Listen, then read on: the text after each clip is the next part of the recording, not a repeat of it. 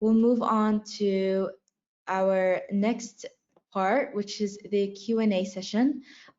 Please feel free to put in your questions in the question box so we can address them. I can already see a couple of questions coming in previously. We have one question from Edward Stott that says, and it's addressed to all speakers. It says, given the quality of outputs in recent AI technologies, which professions in our digital industry do you think are most at risk, and which do you think are safest? I think any of our speakers would like to address the question. I'll go and say I think my former profession might be a little bit at risk.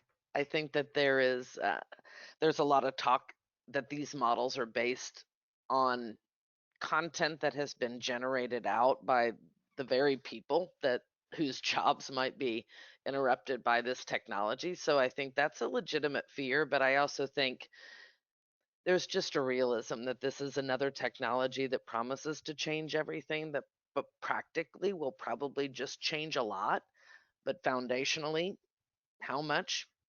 I think that's up for debate, and maybe that's part of the fun of it. I really enjoyed the other speakers on this webinar because I think they bring a more technical lens to what we're talking about. I'm a former journalist / content person who just does enough development to be dangerous. So I think where I'm excited is it bridges a lot of things for me that it may not actually bridge for a development set of people.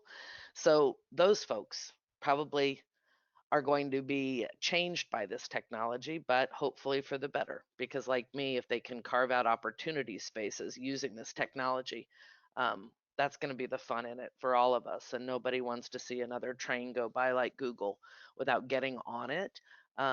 Search was such a big deal early on that it promised to revolutionize everything and did too. So I don't want to say that it's not going to, but I think journalism is going to be changed forever. Content creation is going to be changed forever. Creativity is going to be affected forever.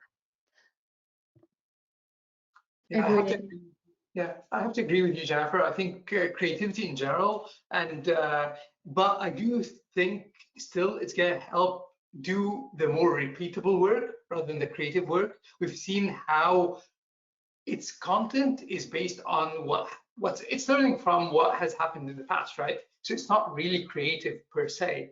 So I would say it would diminish mediocrity and increase creativity, just because a lot of people, especially when we talk about journalism, a lot of people have gone into this wagon of generating content that is not creative, just copying with a little bit of change. I think hopefully, I'm being very optimistic. I'm hoping that this would kill that, just because there would be no competition for that, and really creative journalists and content creators would stand out. Yeah, I think that's fair, and I also think if you use it as a research tool and to automate the things in your job that you hate, that's going to be an opportunity space for anyone, whether they're a developer or a journalist or a content creator or an e-commerce manager. Yeah, I agree with you, both. Especially it's nothing new. It's when the machinery came and also people in the factories were afraid of their jobs. But in my opinion, it opens their eyes to something to do, something more interesting in their life. I mean, do you really want to spend 8 hours of your day doing the same exact thing, or let a machine do it and you go and look for another profession? It also happens in our development. It's not an AI, but it's almost the same. Like 50 years ago, you will write 50 lines of code only to create a button in your website. Do I really need to do that every single time? No, I now have a reusable component that I can just drag and drop. I can think of AI, ChatGPT, or even GitHub Pilot to do the same. It's like the basic things that are not related to the core business of my website and my product. That's such a good point, and I don't mean to sound like we're a journalist panel, but I want to say that those are the things that I use it for. I use it for a lot of the stuff that Mo does. Like, generate out outputs and tables so that you can translate it out into things. And those are things that I could do in Excel, but would take me 14 different steps in order to do it. So I'll say again, prompt construction and being able to get the right outputs from the system that you need is going to be the work to do, whether you're a developer, whether you're a marketing person, whether you're a content creator, because the models will get smarter. Our ability to interact with the models has to get smarter too. And I think those pieces layered on top of each other are the opportunity zone, which is why I was excited to talk. And I just want to say to both co-panelists here, thank you, because I loved seeing what you guys put together. It was great. Amazing. Thanks, Tim. And there's also another question here from Maliha Murad. She says, at what point does using AI for our work become unethical?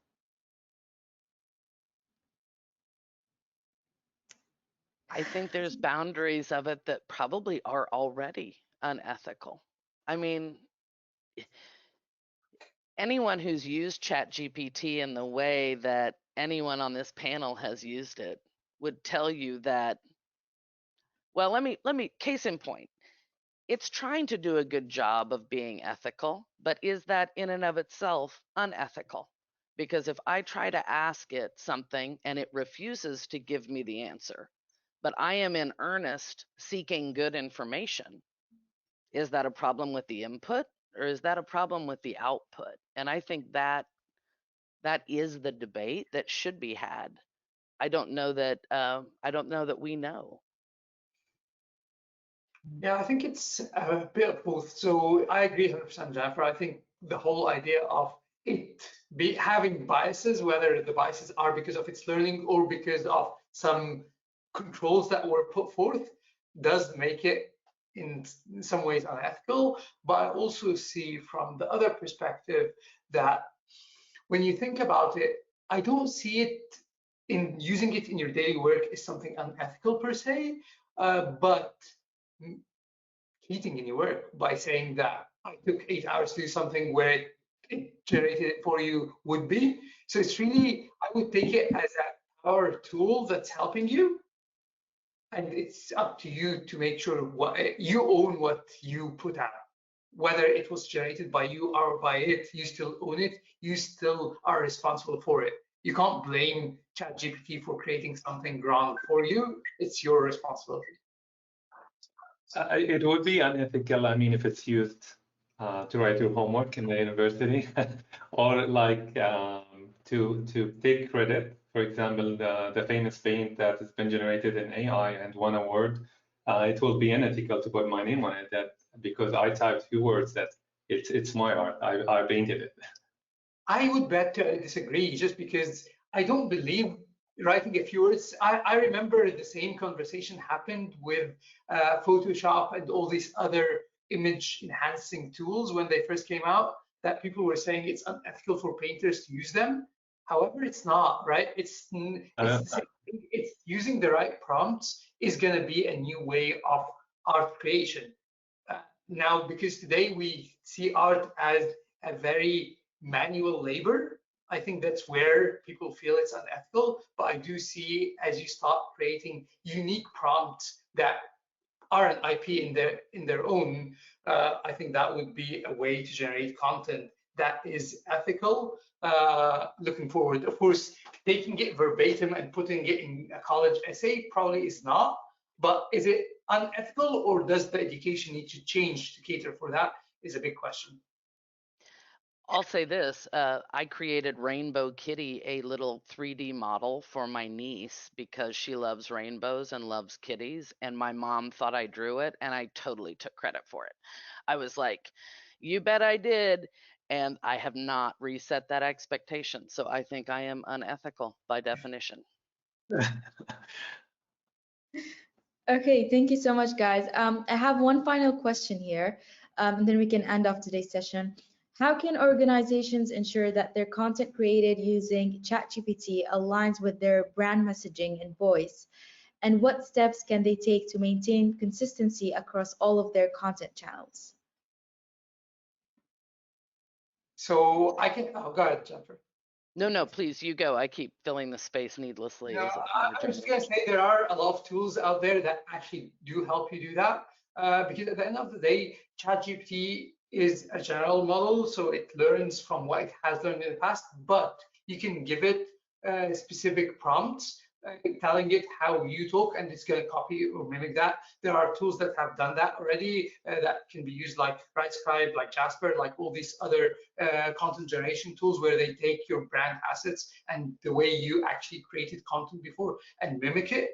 However, again, it's not meant, or again, I don't see it today as something that's meant to create your content completely. It's rather helping you outline your content, but you generate it so you can be creative. The only thing I was going to say, from a technology front, I think you need some system to be able to handle it. I'm not, I mean, we're on a Sitecore call, so you'd say it needs to be Content Hub, but honestly, you need a place where you can keep these assets and flag them AI versus not, to give you some central source of truth for what you're using in your brand so that you can put some guards against it.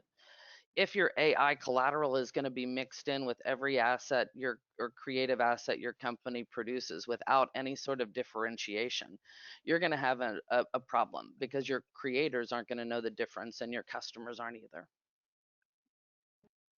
Yeah, as I said in my last couple of slides, you gotta have this balance between what's the AI and human factor. For example, let's your AI create the content, and Sitecore workflow will send it to an actual human author that will validate the content and make sure that it's reflect the brand image.